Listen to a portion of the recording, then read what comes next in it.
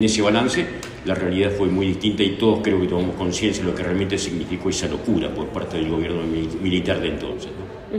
La euforia entonces al principio se daba ya. Total, la alegría, la participación de la gente, fue total, muchas veces desmedido, ilimitado, como ocurre cuando se dan estos acontecimientos desbordantes, ¿no? Y así fue la manifestación, que se dio absolutamente en todos los lugares del país, ¿no? Claro, tomamos una realidad mucho más angustiante cuando el 1 de mayo se dieron los primeros episodios de violencia, de guerra en sí mismo, con el bombardeo en Puerto Argentino, cuando la Fuerza Aérea tuvo que intervenir, en mayo, lamentablemente con la destrucción de Belgrano. Bueno, las cosas pasaron a tener realmente otra mirada y otra connotación en el ánimo de la gente también, ¿no? ¿Seguías allá o cuándo volviste? No, nosotros fuimos el 3 de abril, digo nosotros porque fuimos un grupo de 8 o 10 periodistas nomás de Comodoro Rivadavia. El avión iba completo. Nosotros regresamos en la noche del 3 de abril. No nos dejaron permanecer, algunos queríamos colar. Recuerdo con Alfredo Luenzo hicimos algunas travesuras para escondernos y quedarnos allí, no tomar el vuelo de regreso, pero no hubo caso. Era estricto el ordenamiento militar que tenía Malvinas y no nos pudimos quedar. Así que volvimos exactamente en horas de la noche a Comodoro Rivadavia, con una imagen también de haber estado en suelo argentino, sí lo sentíamos, pero también con una mirada de preocupación, porque veíamos soldaditos muy jóvenes que habían sido llevados allí, desconociendo absolutamente dónde se encontraban. La situación cambió cuando comenzaron las primeras expresiones de los militares: de acá nos sacarán con los pies hacia adelante, llegamos para quedarnos por siempre, sabiendo mucho de que evidentemente Inglaterra nos iba a cruzar de brazos, ¿no? Como ocurrió. Y más la preocupación por los chicos.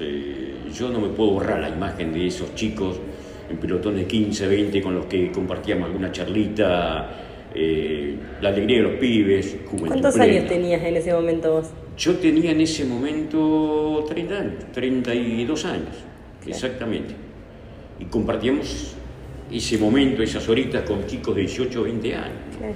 Totalmente alejados de la realidad, uno se daba cuenta después, ¿no? ¿Te dabas cuenta que estabas siendo parte de un momento histórico, al momento de subir en el avión o al momento de hacer esas travesuras para quedarse? No, creo que lo charlamos alguna vez con Daniel Alonso, con Luenzo, con Enriquito Barrenechea de Crónica.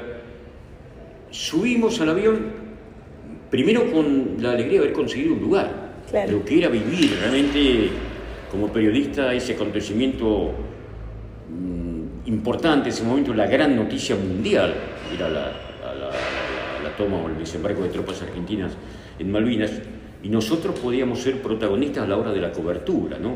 Vivimos con una gran alegría el hecho de haber podido embarcarnos aquí en Comodoro Rivadavia. Para mí, como para muchos, una misión periodística que tal vez podría llegar a ser de relieve y única, ¿no? Sin tomar en cuenta lo que pasaría con el transcurrir de los años, es cierto, ¿no? Durante todas las horas que estuvimos en Puerto Argentino fue muy intenso lo vivido, en conferencias de prensa, en las calles, recorriendo, el temor y los lugareños que permanecían en sus hogares con persianas cerradas, bueno, todo ese paisaje nos trajimos en ese momento, pero te repito, simplemente fue el ojo periodístico para transmitir lo que habíamos vivido.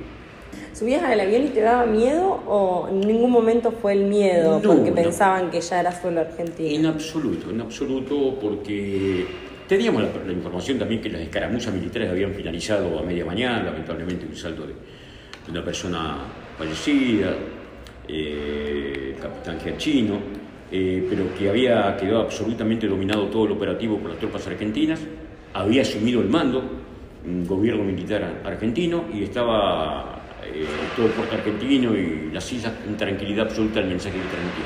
El regreso, te digo, y aparecen algunas fotos en el avión, yo compartí el regreso en el asiento con Alfredo, con Daniel Alonso, y le decía siempre a la gente con caras de preocupación, porque ver esos soldaditos allí tan inocentes y además sin preparación absolutamente, comenzó a ser una gran preocupación para todos. Hoy que estar retirado de la tarea periodística de la actualidad, sí, de la información, ¿crees que fue uno de los hitos que marcó tu carrera profesional, haber ido a Malvinas? Sí, porque me lo hace conocer la gente. Todavía nos siguen llamando de algunos establecimientos escolares para contar este tipo de experiencias, cuál fue el contacto con los soldaditos, qué observamos de los jefes militares, qué vivimos de la guerra, que nosotros no la vivimos, simplemente veíamos los operativos, los preparativos que se estaban realizando, el desembarco de tropas, de la logística militar, pero absolutamente nada más que eso. Pero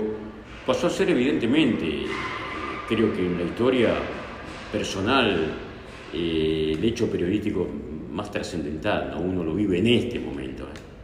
¿Te das cuenta recién ahora del...? Sí, cada 2 de abril, cuando te hacen saber, pues sí, bueno, fui protagonista de una historia que fue muy breve realmente, apenas un capítulo, pero significativo para mucha gente, para contar la experiencia de estar en el suelo argentino, haber pisado Puerto Argentino, ¿no? Y ver esa movida en las primeras horas del desembarco de las tropas de nuestro país, ¿no? Bueno, muchísimas gracias y me puedo morir tranquila yo ya. ¿Te parece? Tenés cuerda para rato, ¿eh? Muchas gracias. Bueno, gracias a ustedes, muy amables.